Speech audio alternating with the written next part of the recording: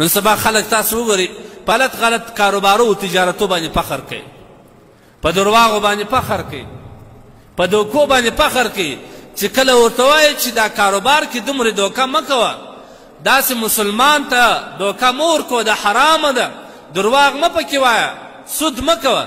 دی وایي چا نن سبا حلاله خوړلې، دلیل هم دی ورباندې وایي حلاله نن سبا چا خوړلې. واجب څه ده؟ زموږ لمونځونه نه دي سم. که زموږ لمونځ سم سي موږ به خپله د حرامې معاملې سره راګرځو، که زموږ لمونځ سم سي موږ به خپله د درواغو څخه راګرځو. ځکه الله تبارک وتعالی په قرآن کې موږ ته دغه فرمایي ان صلات کانت. الله تبارک وتعالی په قرآن کې څه فرمایي؟ لمونځ چې کوم دی تنها عن الفحشاء والمنکر، دغه لمونځ چې کوم دی تاسو د فحشاو او د منکراتو نه راګرځي. منکرات دغه دي مسلمان سره دکه کول منکراتو کې دي، درواغ ویل منکراتو کې دي، ظلم کول په منکراتو کې دي، انسان عزت او ناموس ته په غلطه کتل په منکراتو کې دي. دا هغه وخت ته پرېښولی سي اله دغه کار باندې ته پرېښولو باندې اماده کېدلی سي چې ته کله خپل لمونځ سم کړې. نن لمونځ لمونځونه نه دي لمونځونه، لمونځونه کوو سوچونه مې په کوم ځای کې دي، په کومه جامه کې موږ لمونځ کوو، لمونځ کې چې کوم لمونځ موږ رواره خو لمونځ نه کوو، چې کوو یې په کومه جامه باندې کوو، که په جامه مو صفا سي په کوم هیئت او په کوم شکل زموږ لمونځ دی. الله دې موږ ته هدایت وکړي. نو ځکه شعیب علیه الصلاة والسلام ته د خپل قوم وویل یا شعیب اصلاتک تأمر، تا ته د خپل لمونځ دا پیغام درکوي چې موږ د هغه عبادت څخه راوګرځئ کوم عبادت چې زموږ پلرو او نیکهګانو کوي.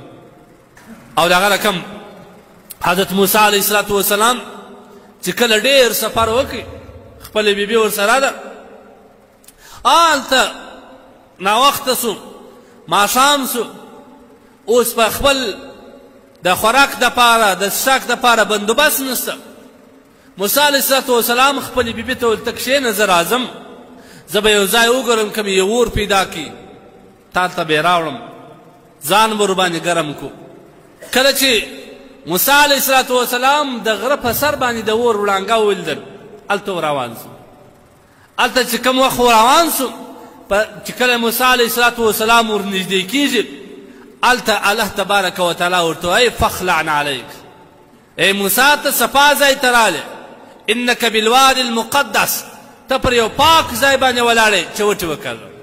هلته موسی علیه الصلاة والسلام ته الله تبارک وتعالی څه فرمایي؟ انی انا الله لا اله الا انا، ای موسی زه ستا رب یم، زه ستا الله یم، زما نه پرته بل د خدایي لایق کس نسته، زما نه پس زما نه علاوه بل داسې ذات نسته چې هغه د خدایي دعوه وکړي یا لایق د خدایي یوازې زه یم، لا اله الا انا فاعبدنی، نو ته یوازې زما عبادت کوه. ګورې وروسته څه وایي الله تبارک وتعالی واقم الصلاة لذکري. موسی علیه الصلاة والسلام ته د عبادت سره سره الله تبارک وتعالی د لمانځه حکم کوي. موسی علیه الصلاة والسلام ته وایي تا چې هر وخت زه در په یاد سم بیا به ته لمونځ کوې. دغه رقم ابراهیم علیه الصلاة والسلام چې کله مکې معظمې وخواته روان سو، یو څه د خپل کورنۍ څخه یو څو غړي هم ورسره چې هلته ورسېدې، الله تبارک وتعالی څه وایي؟ ربنا انی اسکنتو، ای الله ما د ځان دپاره ځای انتخاب کړي د اوسېدو، ومن ذریتي بواد غیر ذي زرع، ای الله یو داسې سپېره میدان دی، ډبرې دي، غرونه دي چې په هغه کې هېڅ کشمش نشته، د خوراک د هېڅ بندوبست نشته. هلته د حضرت ابراهیم علیه الصلاة والسلام څه وایي؟ ربنا لیقیموا الصلاة، ای الله دپاره د دې چې دا خلک دلته لمونځونه قایم کړي. هر نبي چې کوم دی الله تبارک وتعالی هغه ته د لمانځه حکم کړی.